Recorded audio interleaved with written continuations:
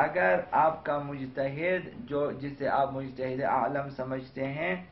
انہوں نے مسئلے میں فتویٰ بیان کرے اور فتویٰ دینے کے بعد اسی مسئلے میں احتیاط بھی بیان کرے،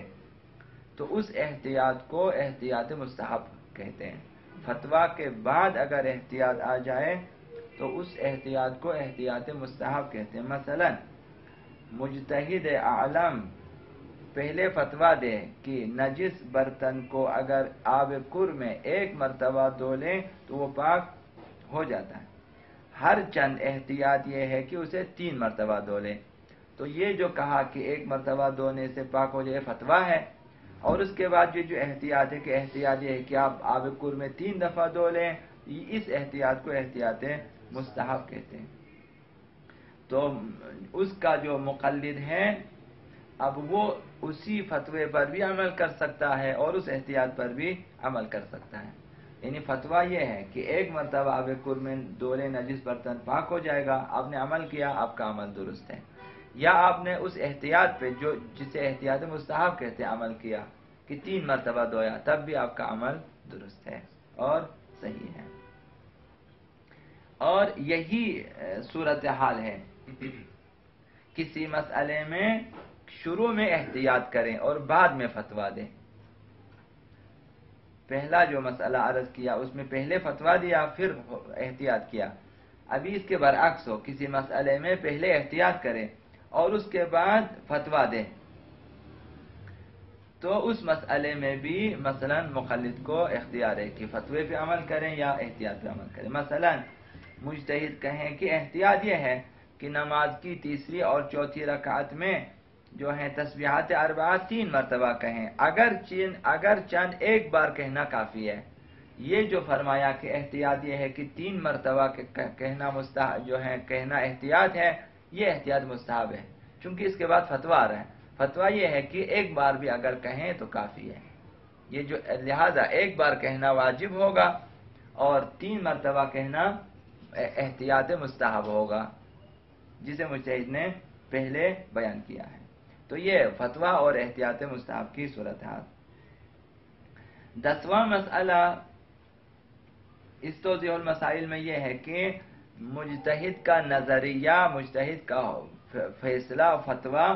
حاصل کرنے کے لیے مسائل شرعیہ میں، چاہے وہ فتویٰ کی صورت میں ہو یا احتیاط کی صورت میں، اب احتیاط یا احتیاط واجب یا احتیاط مستحب ہے۔ فتویٰ کے بعد اگر احتیاط کا احتیاط مستحب ہے، یا احتیاط کے بعد فتویٰ دیا ہو تو وہ شروع والا احتیاط بھی احتیاط مستحب ہے، بغیر فتویٰ کے احتیاط جو احتیاط واجب ہے۔ تو جو بھی ہو،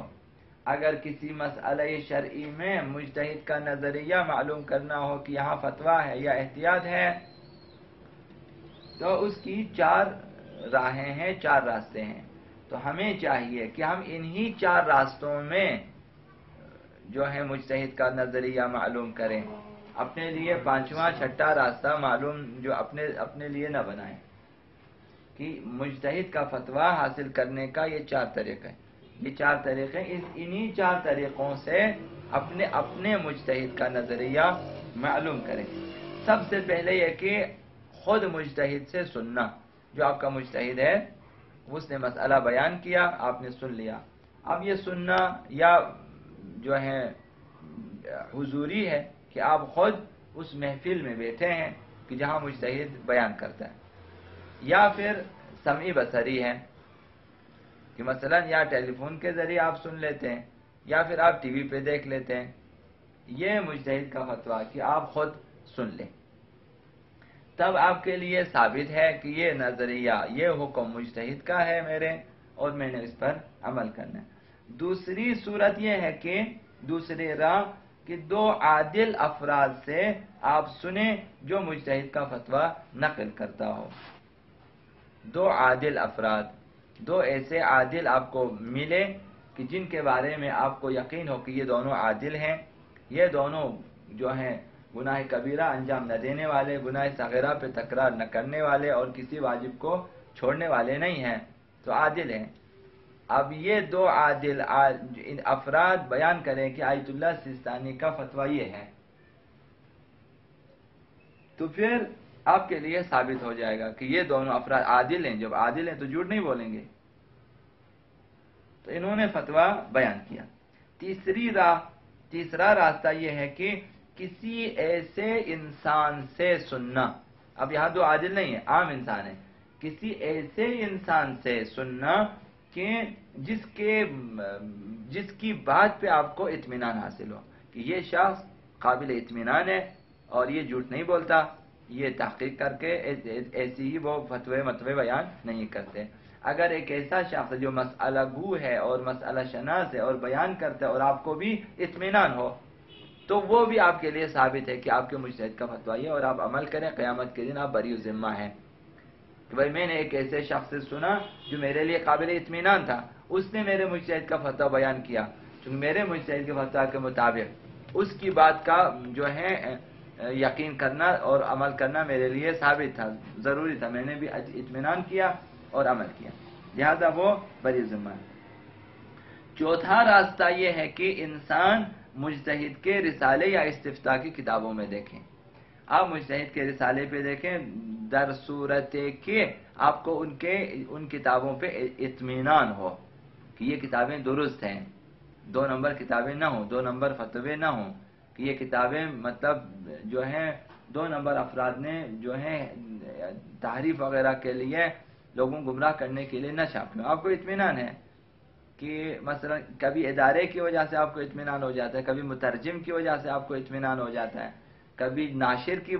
وجہ سے آپ کو اطمینان ہو کہ یہ ایسے ناشر ہیں جو غلط کتابیں نشر نہیں کرتا، مثلا یہ ایسے جو ہیں مترجم ہیں جو غلط ترجمہ نہیں کرتا، کسی طرح سے آپ کو اطمینان ہے۔ تو یہ جو توضیح المسائل آج کل آتے ہیں ان کے دفاتر سے آتے ہیں تو ہمیں اطمینان ہوتا ہے، ہم ان پہ عمل کرتے ہیں۔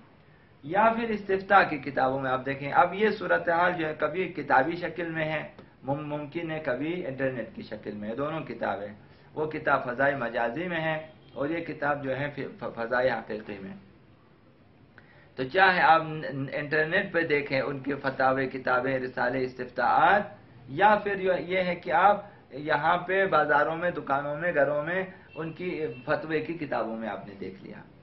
تو یہاں بھی آپ کو اطمینان ہوگا اور آپ کے لیے ثابت ہے کہ یہ آپ کے مجتہد کا فتویٰ ہے اور آپ اس کے مطابق عمل کر سکتے ہیں۔ اور 11واں مسئلہ بھی عرض کروں گا آپ کی خدمت میں کہ جب تک انسان کو یقین نہ ہو کہ مجتہد کا فتویٰ بدل چکا ہے، یقین ہونا چاہیے، یقین کے لیے بھی راستے ہوتے ہیں، تو یقین، جب تک آپ کو یقین ہے مجتہد کا فتویٰ تبدیل ہو چکا ہے، آپ اسی مسئلے پہ جو انہوں نے لکھا ہے، بیان کیا اور آپ کو معلوم ہے یا رسالے میں دیکھا ہے، آپ اسی پہ عمل کر سکتے ہیں۔ اگر احتمال ہو کہ فتویٰ بدل چکا ہے، اب ہے تو نہیں ہو، یقین نہیں ہوگا، آپ کے دل میں ایک بات آ جاتی ہے، احتمال ہے کہ شاید میرے مجتہد کا فتویٰ بدل چکا ہے، جس مسئلے پر میں عمل کرتا تھا شاید اس مسئلے میں مجتہد کا فتویٰ بدل چکا ہے، اور یقین نہیں ہے، احتمال ہے، احتمال یعنی گمان ہے، تو جستجو تحقیق لازم نہیں ہے۔ آپ نہیں اب آرام بیٹھے ہیں، لوگ تحقیق کریں، جس دن آپ کو یقین اور فتویٰ بدل گیا اس دن آپ عمل کو بھی تبدیل کریں اسی فتویٰ کے مطابق۔ جب تک یقین نہ ہو، آپ وہی جو مسئلہ آپ کے علم میں ہے اور آپ جانتے ہیں، اسی مسئلے پہ عمل کرتے رہیں۔